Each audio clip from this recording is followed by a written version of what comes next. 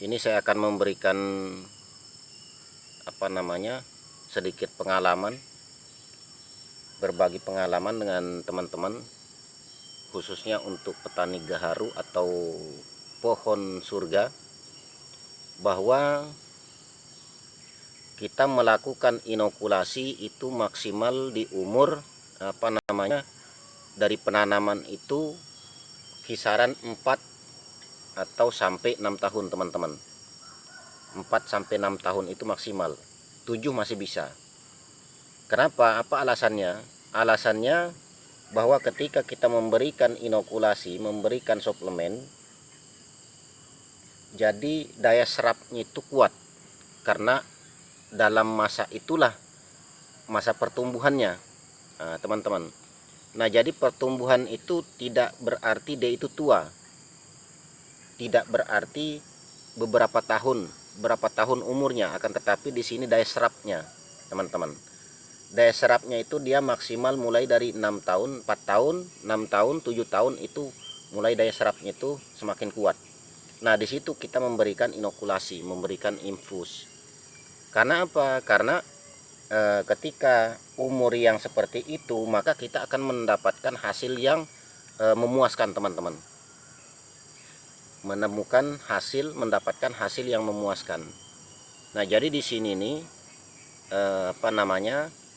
harus diketahui juga bahwa kita membuat obat inokulasi itu kita maksimalkan daripada umur, teman-teman. Jadi ketika umur 4 tahun itu obat kadarnya ya kita kurangi, ya kan? Kadarnya kita kurangi karena supaya tidak terlalu stres pada pohon gaharunya. Di sini kita harus bisa memaksimalkan, teman-teman. Jadi obatnya itu jangan sampai overdosis, ya. Karena mungkin banyak teman-teman yang belum tahu masalah ini. Jadi antara umur 6 tahun sampai 7 tahun atau 8 tahun ke atas itu sudah berbeda obatnya itu. Nah, jadi yang kita takutkan itu jangan sampai pohon gaharu itu jangan sampai sia-sia. Begitu selesai diinfus, begitu selesai diinokulasi, lalu kemudian mati. Nah, jadi di sini harus menggunakan takaran, teman-teman. Nah, jadi di sini ini insya Allah mungkin dalam minggu-minggu ini saya akan mencoba penemuan baru untuk obat inokulasi, insya Allah. Jadi kemarin memang sempat saya membuat yang untuk umuran 10 tahun ke atas. Nah, cuman hasilnya belum memuaskan bagi saya. Kenapa saya mengatakan demikian?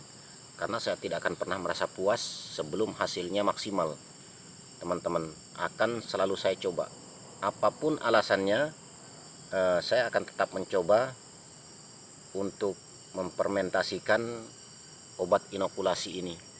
Karena apa? Karena di sini artinya kita bisa membantu teman-teman, yang yang budidaya, yang petani gaharunya, agar supaya kita sama-sama saling menguntungkan. Ya, mudah-mudahan apa yang saya sampaikan, mudah-mudahan apa yang saya bagi tentang ilmu-ilmu yang lain seputaran seputaran pohon gaharu bermanfaat terhadap teman-teman. Karena apalah artinya sebuah ilmu apabila tidak diamalkan, artinya tidak dibagi. Karena di sini kita harus berbagi. Nah, di sini kita harus modal berani. Modal berani artinya apa? Yang pertama, kalau kita mau mau inokulasi, harus menyediakan bor seperti ini, bor listrik. Jangan sampai nanti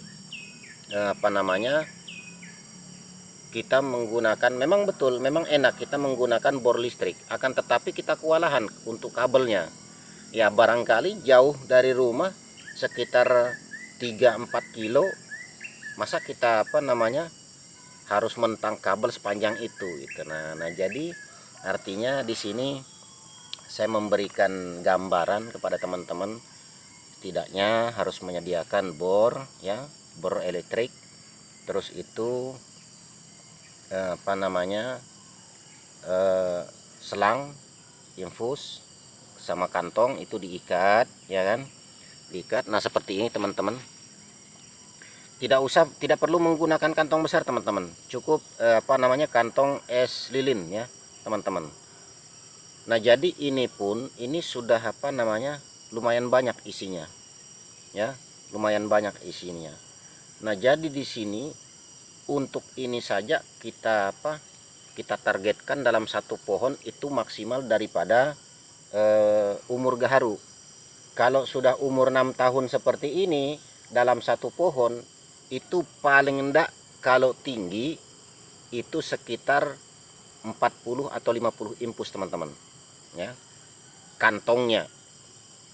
Jadi kalikan seumpamanya ini berapa mili ya kan, berapa cc, berapa mili, ini sudah lumayan, kalikan satu pohon itu udah hampir 1 liter teman-teman itu.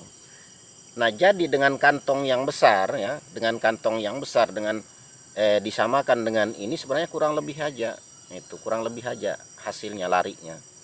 Nah itu makanya sebenarnya tidak tergantung daripada kantongnya teman-teman, tidak tergantung daripada besar kantong infusnya, kantong inokulasinya, akan tetapi di sini tergantung daripada obatnya, inokulasinya.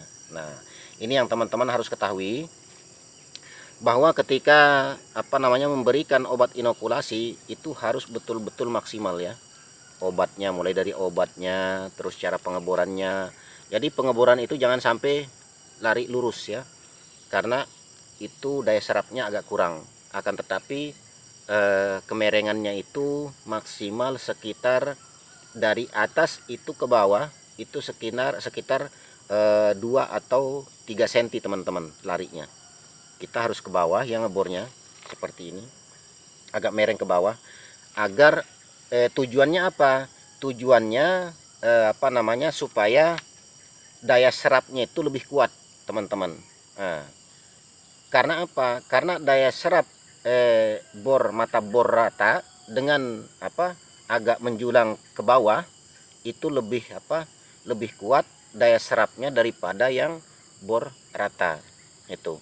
Karena semua sudah saya coba teman-teman, cara-caranya, tekniknya sudah saya coba, akhirnya saya berubah lagi dengan cara pola pengeboran. Nah terus itu sampai umur itu kita harus kita ketahui semua teman-teman. Nah di sini saya berbagi sama teman-teman supaya tidak fatal, atau barangkali teman-teman ada yang belum tahu ya, ada yang baru pemula. Nah jadi di sini saya berikan informasi, saya berikan pengalaman, saya berbagi pengalaman dengan teman-teman, dan mudah-mudahan apa yang saya berikan ini bermanfaat buat kita semua, buat teman-teman khususnya petani gaharu. Jadi jangan pernah putus asa. Jangan pernah putus asa. Karena apa? Satu, petani gaharu memang dianggap remeh sama orang, ya, dianggap remeh sama orang. Akan tetapi di balik keremehan orang itu, bahwasanya di situ menyimpan beribu misteri. Misteri apa? Misteri mulai dari hasil. Contoh, sekarang sudah umur seumpamanya 6 tahun teman-teman, umur pohon gaharu 6 tahun. Nah jadi kita sambil inokulasi, sambil mengimpus ya. Jadi nanti setelah selesai impusan teman-teman ya, setelah selesai kita inokulasi, kita pengupasan. Jadi kita ambil, kita jadikan trikulit teman-teman. Ini ilmu teman-teman ya, ini ilmu, ini pengalaman. Nah jadi setelah kita umur 1 bulan daripada inokulasi, nanti baru kita adakan pengupasan. Nah, pengupasan pohon ya, pengupasan pohon. Nah setelah selesai pengupasan pohon itu kita biarkan selama 8 atau sampai 10 bulan, anggaplah 1 tahun. Nah, anggaplah 1 tahun kita menunggu ya, kita menanti. Enggak apa-apa, enggak masalah. apapun kata orang jangan pernah didengar, kecuali ambil yang baik-baiknya, buang yang buruknya, jangan dipakai. Nah jadi teman-teman, artinya di sini ketika kita mengupas ya, kita kupas dari bawah sampai ke ujung ya, sampai ke ujung. Nah nanti itu setelah jadi itu kita jadikan teri kulit sebagai hasil sampingan kita. Teman-teman ingat bahwa teri kulit ya, teri kulit itu harganya paling rendah 1,5 juta per kilo. Nah jadi kalau seumpamanya murah, itu kalau murah teman-teman itu paling rendah sekitar 500.000, itu kalau sudah turun. Nah, itu kalau sudah turun betul harga ya.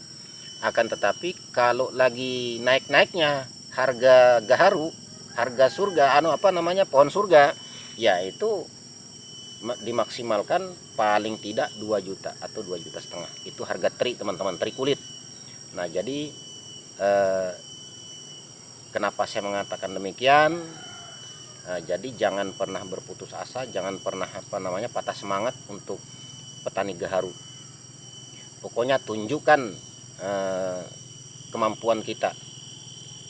Siapapun yang berkata bahwa gaharu tidak ada hasilnya, orang itu belum sampai kepada tahap ilmunya itu. Karena apa? Karena dia belum mengalami, dia belum menerima hasil gaharu itu. Makanya dia berkata seperti itu. Tapi kalau dia sudah merasakan hasil gaharu itu, insya Allah justru malah akan beliuran ngelihat hasilnya. Nah jadi teman-teman, ini saran dari saya. Mudah-mudahan saran dari saya ini bermanfaat buat teman-teman ya. Semangat, pokoknya semangat. Petani gaharu harus semangat, jangan pernah kendor ya. Meskipun itu entah 10-20 tanahnya ya, 10-20 tanamin, tidak masalah, daripada jadi hutan. Daripada jadi hutan kan mending kita tanamin seperti ini, jadi ada jadinya, ada hasilnya, hasil yang kita petik. Jadi mudah-mudahan apa yang saya sampaikan ini bermanfaat buat teman-teman semua, khususnya bagi teman-teman petani gaharu. Selalu semangat ya, selalu semangat dan selalu optimis ya, jangan pernah berputus asa. Oke, terima kasih teman-teman atas semua perhatiannya. Mudah-mudahan apa yang saya sampaikan tadi atau barusan bermanfaat buat teman-teman. Yang terpenting satu, salam cinta gaharu atau surga. Assalamualaikum warahmatullahi wabarakatuh.